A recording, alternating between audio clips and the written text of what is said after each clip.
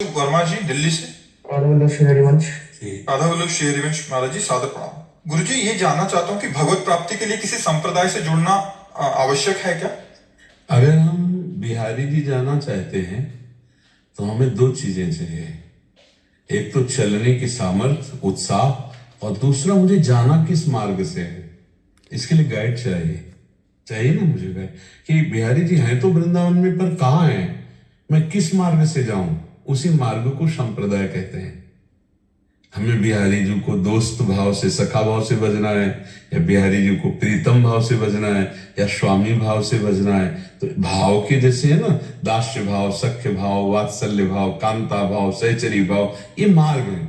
अटल्ला चुंगी से, यमुना स्प्रिंग नहीं उधर से, ये परिक्रमा मार्ग से, बीच बीच गलियों से, सब गली उन्हीं की तरफ जा रहे हैं। पर मुझे एक गली से जाना होगा, उस गली का मुझे गाइड चाहिए, कहाँ मुड़ना है, कैसे जाना है, कहाँ से प्रवेश करना है। ऐसे ही संप्रदाय का मतलब, जैसे हम हैं सहचरी भाव के संप्रदाय के मार्ग के पथिक, कोई गोपी भाव का है, कोई दास्य भाव का। अब जिसको जिस भाव में लगना है तो भगवान उसी भाव के आचार्य के रूप में अवतरित है, उसी मार्ग से चलना है। संप्रदाय का मतलब होता है सुदृढ़ मार्ग। सुदृढ़ मार्ग, जैसे जीटी रोड बना है, अब सरकारी जीटी रोड है, आराम से गाड़ी दौड़ाते हुए चले जाओ। अब रोड नहीं बना है, आपको नया मार्ग बनाना पड़े, तो आप में इतनी सामर्थ्य नहीं है कि आप नया मार्ग तय कर सके। तो भगवत मार्ग बनाने के लिए भगवान ही आचार्य रूप में आए हैं। कभी रामानुजाचार्य, कभी रामानंदाचार्य, निम्बारकाचार्य, वल्लभाचार्य, हरिवंश महाप्रभु, स्वामी हरिदास जी, महाप्रभु चैतन्य, ये बड़े बड़े भगवान के स्वरूप आए और मार्ग बना गए। अब उस मार्ग में हम चले, उसी को कहा जाता संप्रदाय में चलना। संप्रदाय कोई निषिद्ध बात नहीं है। कह रहे संप्रदाय निषिद्ध तब माना जाएगा जब आप किसी संप्रदाय को कि अन्य संप्रदाय की निंदा करो, तब आप अपने संप्रदाय का हानि कर रहे हैं और राज से नहीं जान पाए। संप्रदाय का मतलब होता है सुदृढ़ मार्ग, मंत्र, उपासना, गुरु, इष्ट, प्रियता, ये सब उसी मार्ग में मिलती है, तो तब हम चलते हैं। तो आप समझ पाए ना, ये जितने भी संप्रदाय हैं ये सब सरकारी मार्ग हैं जिनके द्वारा हम भगवान का अवगाहन करते हैं, अलग अलग भावों के द्वारा। तो इसमें कोई निषिद्ध नहीं है, परम पवित्र आचार्य भगवान का स्वरूप है, वही संप्रदाय स्थापित करते हैं। तो कैसे पता चले कि हम सही, हमारे लिए कौन सा मार्ग है? ऐसे भगवान के आश्रित हो जाओ और उनसे कहो मुझे पकड़ के ले चलो, जहां ले चलना हो, जहां तुम ले चलोगे वहीं मैं चलूं, आप हमें ले चलो, वो अपने आप ले जाएंगे। बचपन में जब घर से निकले थे तो हमें कुछ नहीं पता था मुझे कहाँ जाना है, क्या आराधना करनी है, कौन सा संप्रदाय। बालक में कहीं ज्ञान होता है क्या? ऐसे निकले थे, ऐसे घुमा के यहाँ ले आए वृंदावन।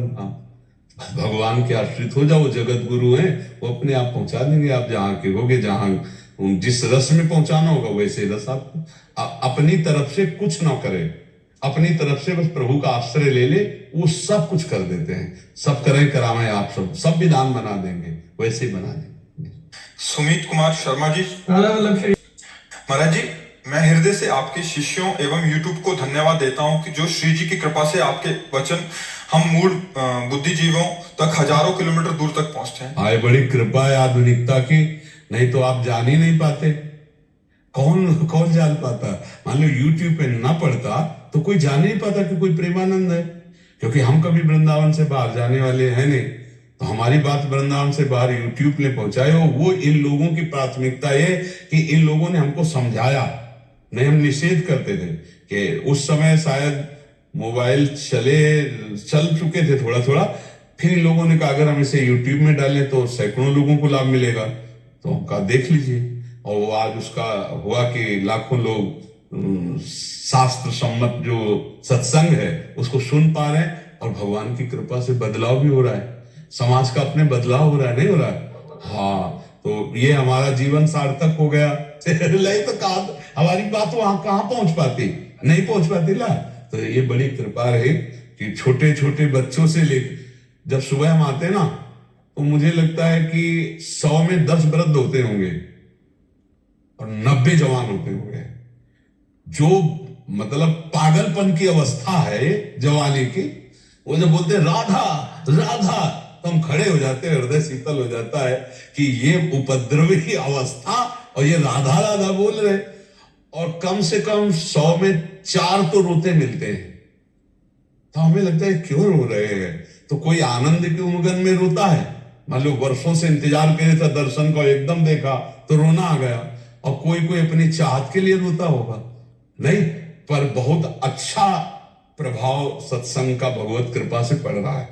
मतलब सत्संग तो सत्संग ही है, वो तो भगवत स्वरूप है, लेकिन उसका प्रभाव पड़ने की बात है। भगवान बड़ी करुणा कर रहे हैं कि आज हमारे समाज संतों की बातों को सुनकर अपने जीवन में धारण कर रहा है, परिवर्तन कर रहा है। ये हमारे वचनों की नहीं, ये भगवान की कृपा की बात है कि वो बदलना चाहते हैं, इसलिए लोग सुन करके बदल रहे। नहीं तो सत्संग तो हजारों हो रहे, नहीं हो रहे। भगवान अगर न बदलना चाहे तो फिर बात नहीं बनेगी।